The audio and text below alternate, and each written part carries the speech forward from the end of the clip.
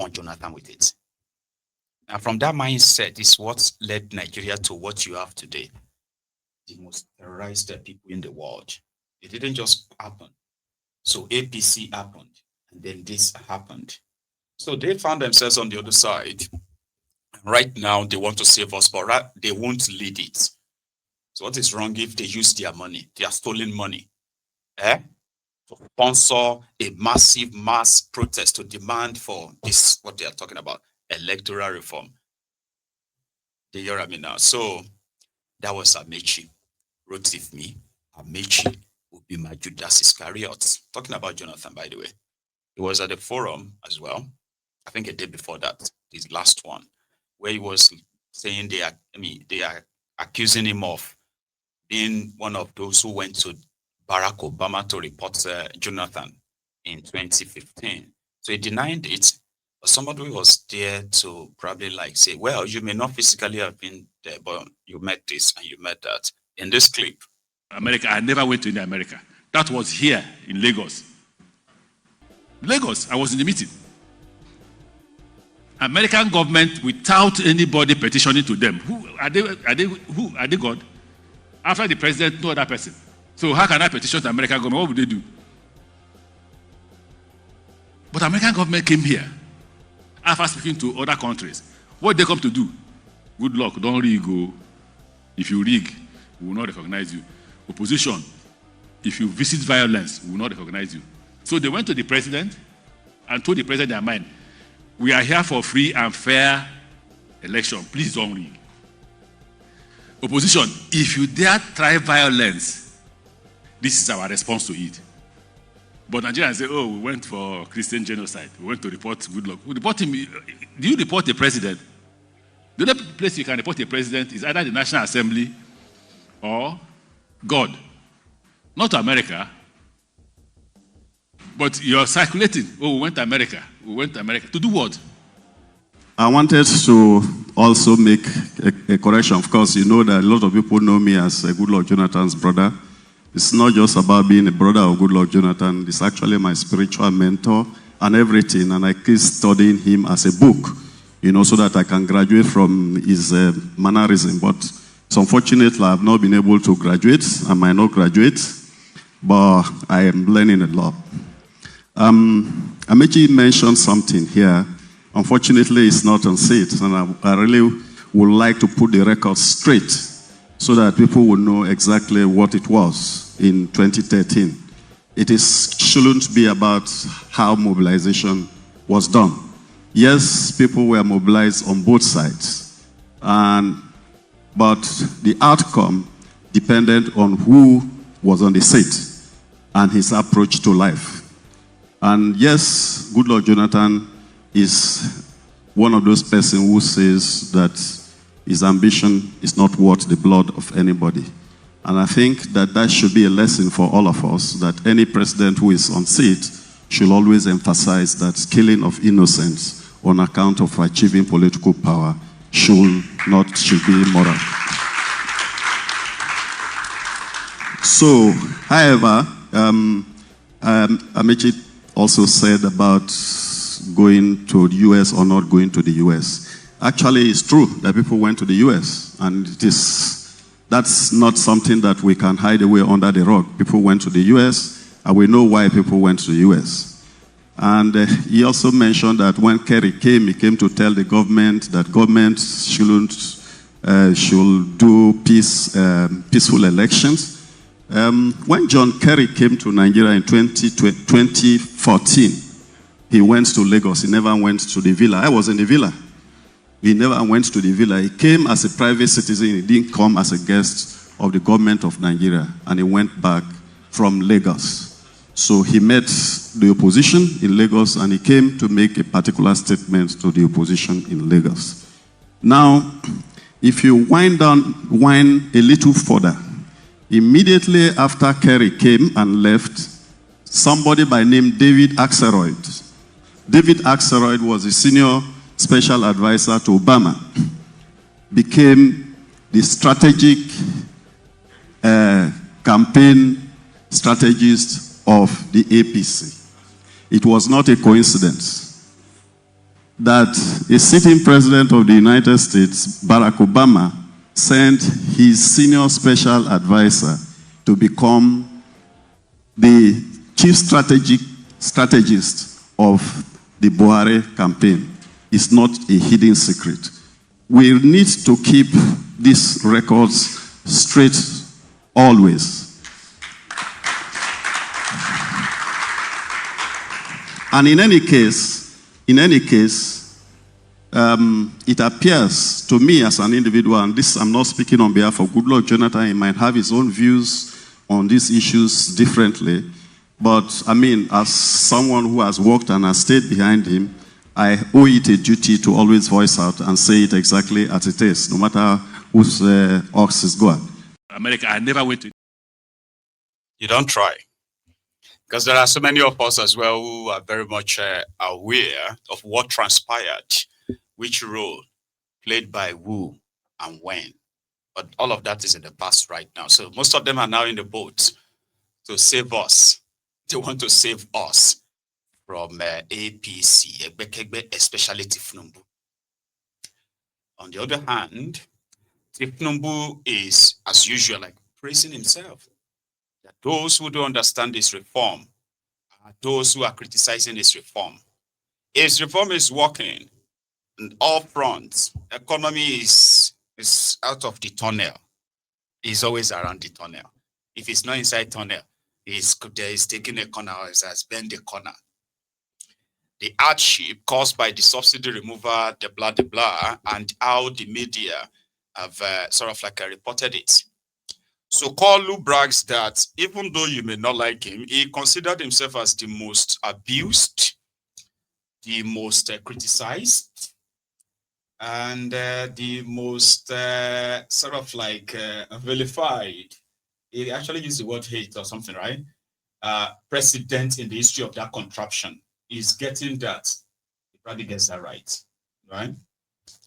However, he is confident that his reform will fix Nigeria and also fix the issue of insecurity. Because according to him, the Nigerian military are doing their best and nobody can accuse him of not funding the military. Or when it comes to fighting terrorism, Nigeria is a sovereign, blah. Nigeria will do everything to defend our citizens, but they are still killing people. They still kill people today. They still kidnap the people today. But again, Kalu and this gang are making us believe that it's not like that, because they are doing their best to end it. Before I take you to the villa, right here is one pastor still sharing his own experience, especially for those of you who want to continue to do your spinning and your propaganda in sweeping this under the carpet, like possibly hope that Donald Trump will forget and maybe, it's just going to be a phase and there will be no American involvement in this fight against your terrorists, right? His name is, I think they call him Pastor Damini or so. Abel Damina is my name. Look. I couldn't wait to get back home and be a part of the ongoing conversation. There's been this conversation going on whether there's a genocide in Nigeria or there's no genocide in Nigeria. And I listen to certain individuals who say there's no such thing in Nigeria. Well, whether you call it genocide or you don't call it genocide, let me speak as a victim. I am not just a student of research, but I'm speaking as a victim of these gruesome circumstances around the Nigerian people, where innocent lives have been taken away by some people who think they have more right than others in this nation. And some people have reduced it to herders and farmers clash. No, sir, this has been ongoing. I grew up in northern Nigeria. My father was a pastor with the Assemblies of God Church. One morning we just woke up in Assemblies of God Church, Samaru Zaria, somewhere adjacent the north gate of Samaru Zaria. My father was a pastor. All of a sudden we woke up in the morning, no provocation, nothing. And the next thing we were hearing was people were just running all over our house and the church with machetes and all of that. The next thing was they started pouring petrol all over the building, both the church and the house, because our house was attached to the church. And the next thing was flames. Everything was burned right down to ashes. We narrowly escaped, found a place where we could shelter ourselves in the military barracks. Eventually, they brought us back to the lecturers' quarters of ABU Zaria, and we had to camp with a family for weeks and months before we could rebuild and start life all over again. That is long. I'm talking about 1986, 87. What about the Metasine situation? Metasine was a sect of the Islamic religion who went around burning and destroying and killing Christians back in the 80s. This is far before there was anything like farmers and herders clash. Then fast forward. What about in the year 2000, where over 2,000 people were killed in Kaduna? Year 2000. What about the over 300 people that were victims of the Miss World in November 2002? All of them, they were not a part of the Miss World. They were just on their own. Something happened somewhere else, and they became victims of it. Lives were killed, houses were destroyed, and whenever they are carrying out this charade, they will be shouting, Allahu Akbar, Allahu Akbar, and they will carry their matches and carry whatever they have, and they will move in their numbers. And everybody on their way that is not chanting what they are chanting becomes a victim. I can go on and on.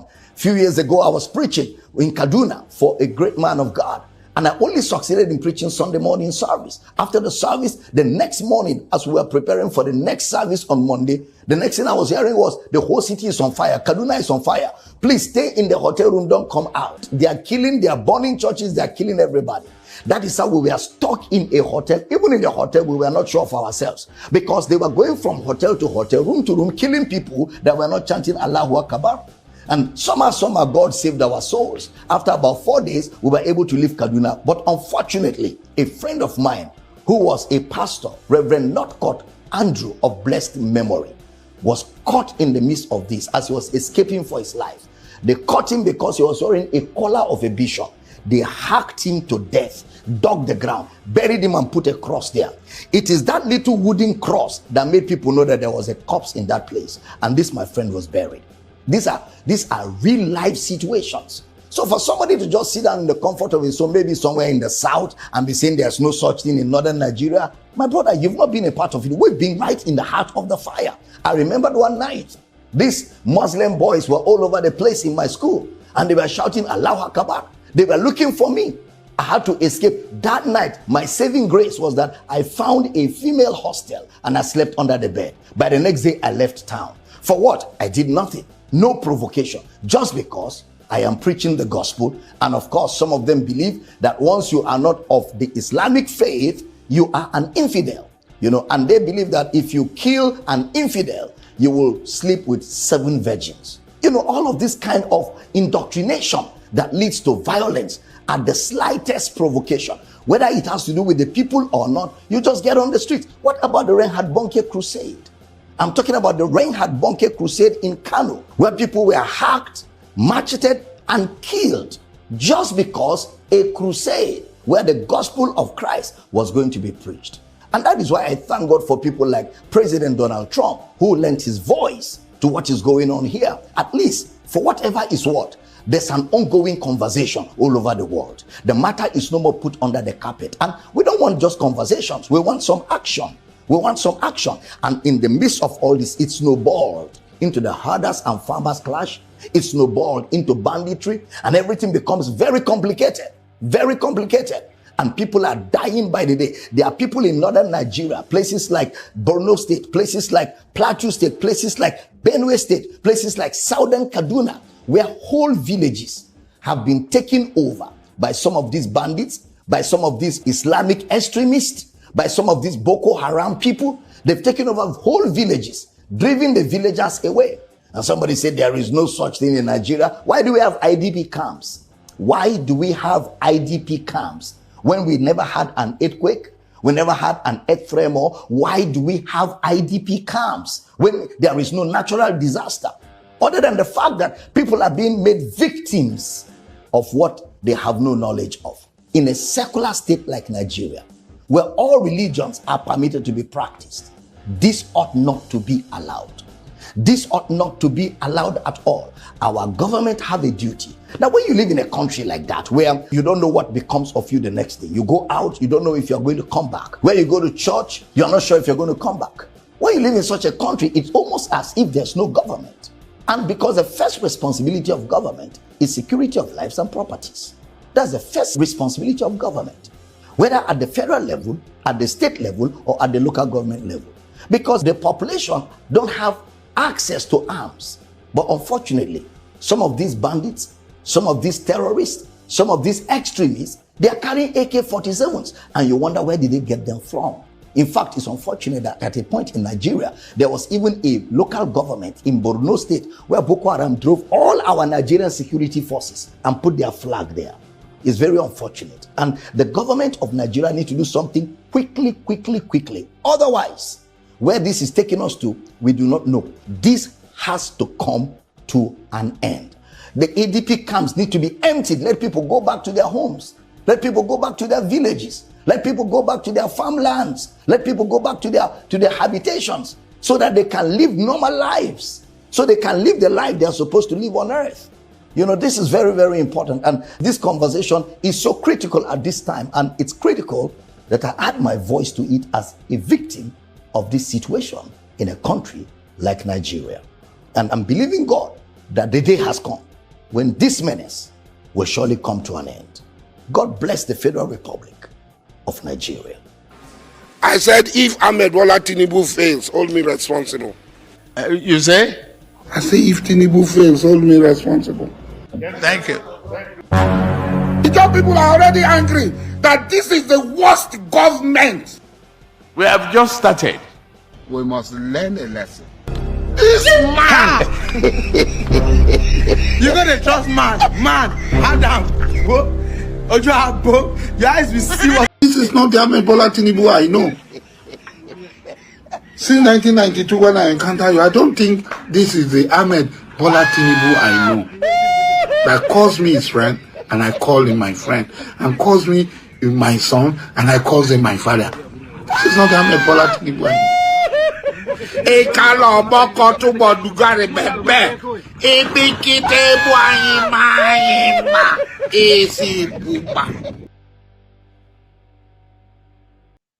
That AC Poopa. I have no idea. I've got no clue. But yeah, that was him just expressing his then frustration. So yeah, there are killings in Nigeria, and there are people who are doing their best to suppress that because it makes them look bad. They don't want to look bad, so they would rather live in denial. And your government is the same. There's a difference between you and I arguing whether they are a Christian genocide or a Muslim genocide or whatever. Keep arguing. But for your government, they should be more precise in their decisions, right? But they are not. Government is offering amnesty to terrorists while people continue to be chased away from their own homes. They ended up in IDP camps. IDP camp is a fancy word for refugee camp. When they tell you that people are living in a refugee camp, they have been living in refugee camps for more than 10 years now, in their millions.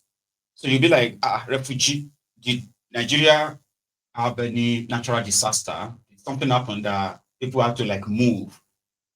Well, the natural disaster that happened to Nigeria is APC. The terrorists are very much aware of this, and they are still holding their peace meeting here and there. You will think the moment Donald Trump made that statement, the government of Nigeria will quickly pass the message to their own state governors and say, listen, you need to stop this madness now. We do not want any peace nonsense with these guys. But no, the same guys who are telling you that there is no Christian genocide are also the same brain, the terrorists behind the peace talk with the terrorists. So to them, they are using non-kinetic. They are making peace. But right where they are having their peace meeting, they are also receiving the news of there are other terrorists who have now kidnapped other people. And if you have an idea, when people get kidnapped and killed, it's horrible. But do you even understand what it is like for the families of those who have been kidnapped before and ransom paid? If you know how many families whose lives have been destroyed completely because they had to sell all of their belongings to pay ransom to these terrorists. Government is paying terrorists. Government is rewarding terrorists, and nobody is even talking about the victims. No. And the victims, people are like, they are beginning to see them now, like the effect of this terrorism in northern part of Nigeria, beyond all this massacre, all this genocide, right? Even those who survived the abductions of these terrorists, ask them if their lives remain the same again. Their lives never remain the same again. But your government officials, your politicians are busy planning how to make the terrorists comfortable. So in Tinubu's response, which is subtly, like, is not direct. So it was called